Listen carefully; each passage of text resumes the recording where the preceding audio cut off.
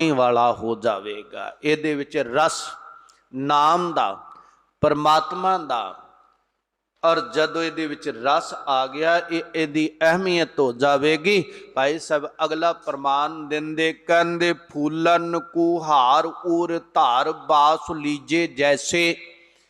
फुल्लां दी बड़ी सुंदर माला बुनाई, तरह तरह के फुल बड़े सुगंधीदायक चुन चुन के फुल की माला बुनाई, वो गल विच पहना दिती गई।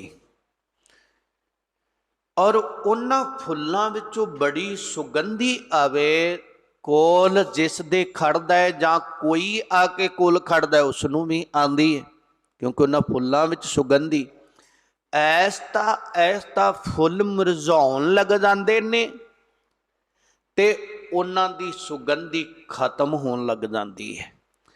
जदों मुरझा गए, सुगंधी खत्म हो गए, भाई गुरदास साहब कहंदे पछ है। उदों बाद कहंदे हार डार दीजै कह है ना काहू काम को। गल चो ला के परे चला के वगा के मार देने, कहंदे ने ये हुण किसे काम दी नहीं, कोई काम नहीं। कहंदे तेनों इस तरह संसार ने और तेरे शरीर नूं वगा के परे मारना है। जिन्ना चिर सुगंधी है फुल विच उन्ना चिर गल दा हार है। जिन्ना चिर कारोबार शरीर करते ने, मैं पहले भी बयान किया बहुत आद अंदर सारे नहीं, कुछ वो घर ने जिन्हां विच माँ बाप का बड़ा सत्कार है, वड्डियां दा बड़ा सत्कार है, बहुत आद अंदर सारे ने। नहीं तो नवीं जनरेशन नूं बोलन दी तमीज भुलदी जा रही है।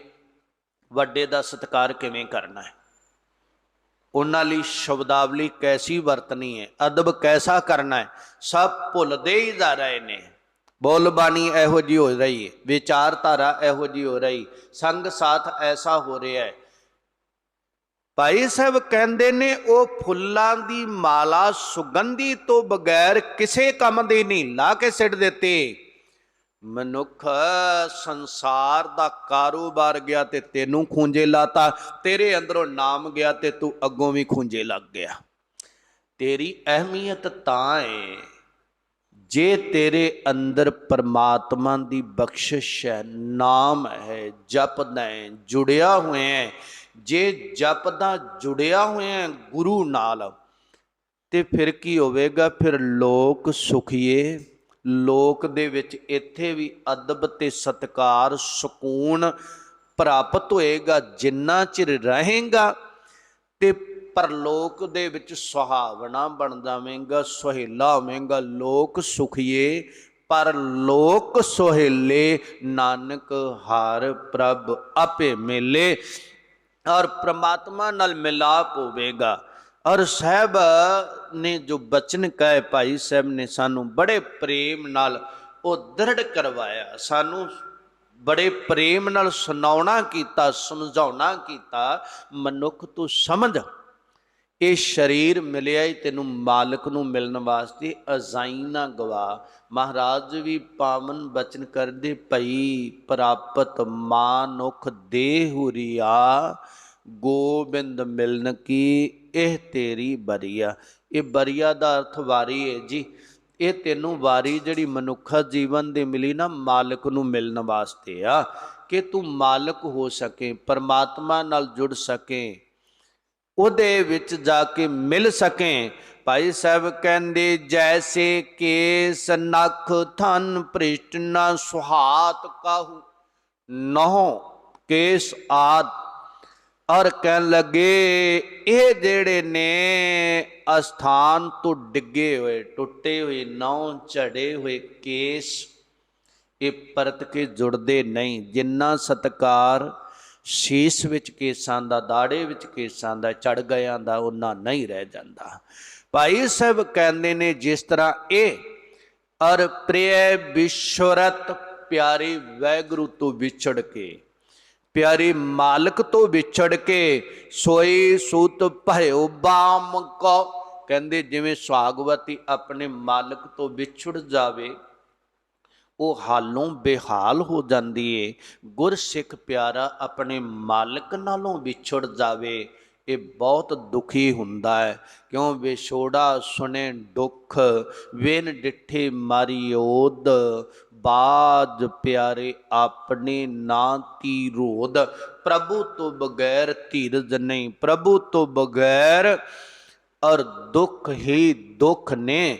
ਔਰ ਭਾਈ ਸਾਹਿਬ ਕਹਿੰਦੇ ਮਾਲਕ ਨਾਲ ਜੁੜ, ਦੇ ਮਾਰਗ ਤੇ ਤੁਰ, ਤੇਰਾ ਆਇਆ ਹੋਇਆ ਸਫਲਾ ਹੋਣਾ ਹੈ। ਅਗਲੇ ਸਵਾਈਏ ਦੁਆਰਾ ਭਾਈ ਸਾਹਿਬ ਕਹਿੰਦੇ ਜੈਸੇ ਅਸਵਨੀ ਸੁਤੈ ਛਾੜ ਅੰਧਕਾਰ ਮੱਧ। ਅਸਵਨੀ ਮੈਨਾ ਹੁੰਦਾ ਘੋੜੀ, ਅਸਵ ਘੋੜੇ ਨੂੰ ਕਹਿੰਦੇ ਨੇ।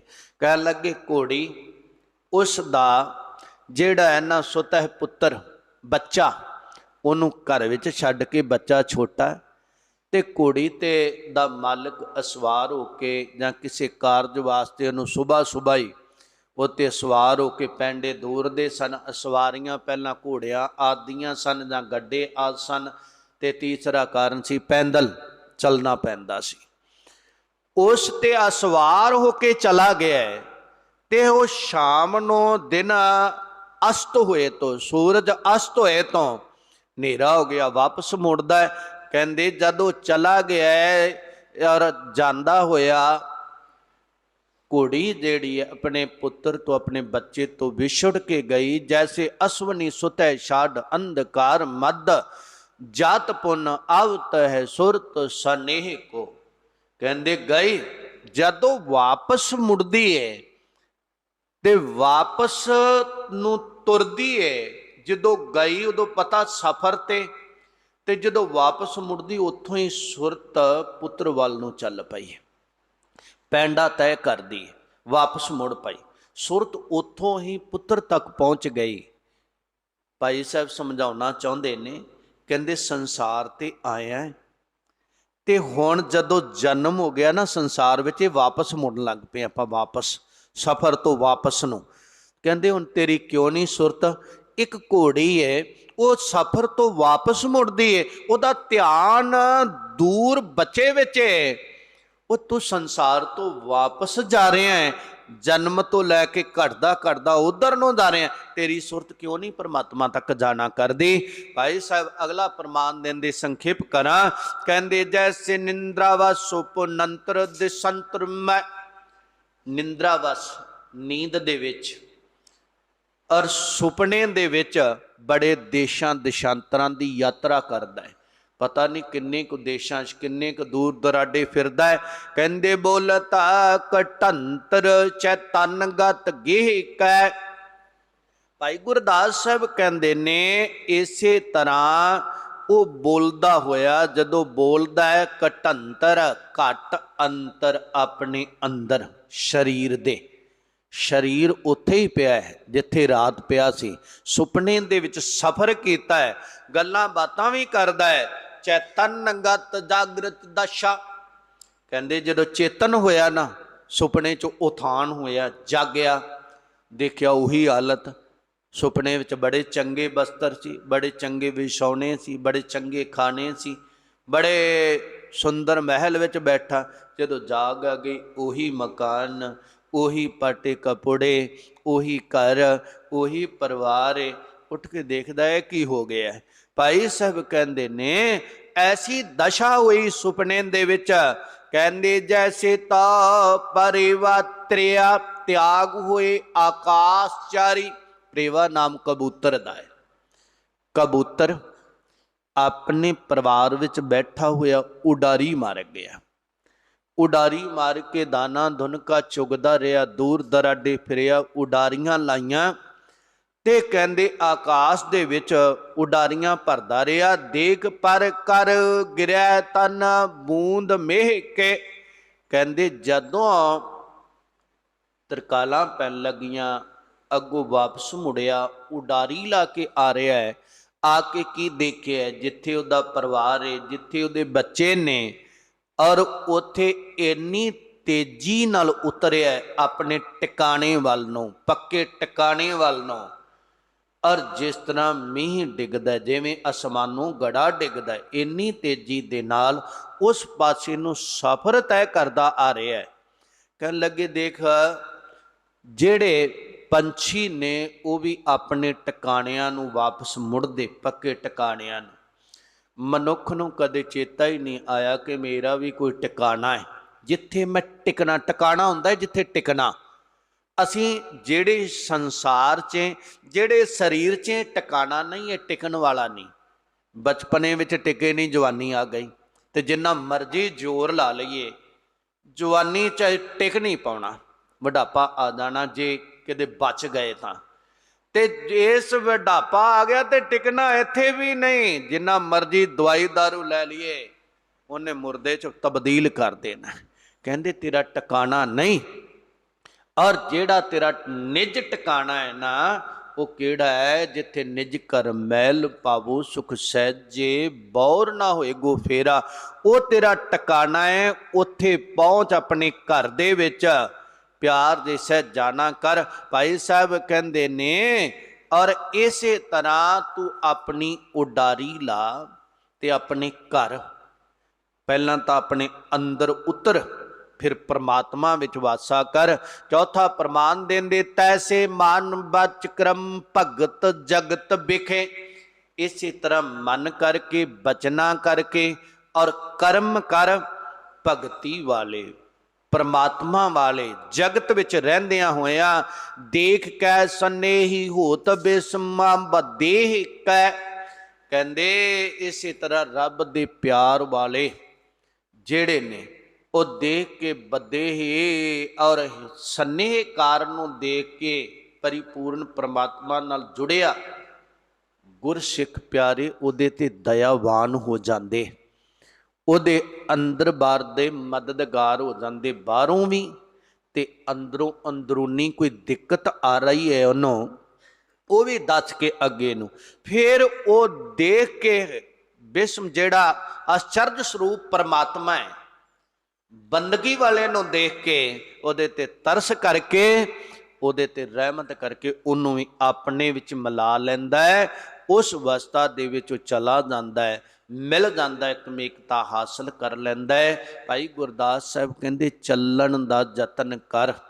ਤੂੰ ਕਹੇ ਮੇਰਾ ਟਿਕਾਣਾ ਹੈ, ਮੈਂ ਟਿਕ ਜਾਊਂ, ਇੱਥੇ ਕੋਈ ਨਹੀਂ ਟਿਕਿਆ ਤੇ ਨਾ ਤੇਰੇ ਤੋਂ ਟਿਕਿਆ ਜਾਣਾ ਹੈ। ਉਦੋਂ ਪਹਿਲਾਂ ਜਿੱਥੇ ਖੜਾ ਹੈ ਨਾ, ਉੱਥੇ ਕੁਝ ਇਕੱਠਾ ਕੀਤੀ ਚੱਲ, ਜੋ ਤੇਰੇ ਨਾਲ ਤੁਰ ਸਕੇ ਔਰ ਜੋ ਤੂੰ ਮਾਲਕ ਤੱਕ ਪਹੁੰਚ ਸਕੇ। ਕੁਝ ਨਾ ਕੁਝ ਗੁਣ, ਕੁਝ ਨਾ ਕੁਝ ਸੇਵਾ ਸਿਮਰਨ ਪੱਲੇ ਬਨ, ਜਿੰਨੇ ਮਾਲਕ ਦੀ ਪ੍ਰਸੰਨਤਾ ਤੈਨੂੰ ਹਾਸਲ ਕਰਾਉਣੀ ਹੈ। ਤੇ ਜਿਹਦੇ ਨਾਲ ਮਾਲਕ ਨੂੰ ਪ੍ਰਸੰਨ ਕਰ ਸਕੇ, ਮਾਲਕ ਨੇ ਤੈਨੂੰ ਸਰੀਰ, ਪਰਿਵਾਰ, ਸੰਸਾਰ, ਕਾਰੋਬਾਰ, ਨੈਣ ਪੁਰਾਣ ਸਭ ਕੁਝ ਦੇ ਕੇ ਭੇਜਿਆ ਹੈ। ਕਾਹਦੇ ਵਾਸਤੇ? ਆਇਓ ਸੁਨਨ ਪੜਨ ਕੋ ਬਾਣੀ, ਨਾਮ ਵਿਸਾਰ ਲੱਗੇ ਅਨ ਲਾਲਚ, ਬ੍ਰਿਥਾ ਜਨਮ ਪੁਰਾਨੀ। ਔਰ ਨਾਮ ਨੂੰ ਭੁੱਲ ਗਏ, ਨਾਮ ਨੂੰ ਚੇਤੇ ਕਰਕੇ ਜਪੀਏ, ਜੁੜੀਏ, ਤੁਰੀਏ, ਸਾਡਾ ਆਇਆ ਸਫਲਾ। ਬੇਅੰਤ ਭੁੱਲਾਂ ਦੀ ਖਿਮਾ, ਗਰੀਬ ਨਵਾਜ ਦਾਤਾਰ ਪ੍ਰਭੂ ਜੀ ਦੇ ਬਚਨ ਜਾਣ ਕੇ, ਗੁਰਮਤਿ ਦੇ ਬਚਨ ਜਾਣ ਹਿਰਦਿਆਂ ਅੰਦਰ ਵਸਾਵਣੇ। ਦਾਸ ਤੋਂ ਵਿਚਾਰਾਂ ਕਰਦਿਆਂ ਹੋਇਆਂ ਬੇਅੰਤ ਪ੍ਰਕਾਰ ਦੀਆਂ ਭੁੱਲਾਂ ਚੁੱਕਾਂ ਹੋ ਜਾਂਦੀਆਂ ਨੇ। ਸਤਿਗੁਰੂ ਕੀ ਸੰਗਤ, ਸਤਿਗੁਰੂ ਬਖਸ਼ਣ ਜੋਗੋਂ ਅੱਗੇ ਤੋਂ ਸ੍ਰੇਸ਼ਟ ਮਤ ਬੁੱਧੀ ਬਖਸ਼ ਕਰਿਆ ਜੇ, ਜੋ ਪੜ ਪੜਾ ਕੇ ਸਤਿਗੁਰੂ ਸੱਚੇ ਪਾਤਸ਼ਾਹ ਦੇ ਦਰ ਦੀ ਘਰ ਦੀ ਵਿਚਾਰੇ, ਉਹਦੀ ਹਜ਼ੂਰੀ ਅੰਦਰ, ਉਹਦੀ ਸੰਗਤ ਦੇ ਸਨਮੁਖ ਰੱਖ ਸਕੀਏ। ਸਾਨੂੰ ਸਮਤ ਆਵੇ ਗੁਰੂ ਦਾ ਮਾਰਗ ਔਰ ਪਕੜੀਏ, ਚੱਲਣ ਦਾ ਯਤਨ ਕਰੀਏ। ਇੰਨੀਆਂ ਬੇਨਤੀਆਂ ਪ੍ਰਵਾਨ, ਅਰਦਾਸ ਅੰਦਰ ਸ਼ਾਮਲ ਹੋਈਏ ਜੀ। ਵਾਹਿਗੁਰੂ ਜੀ।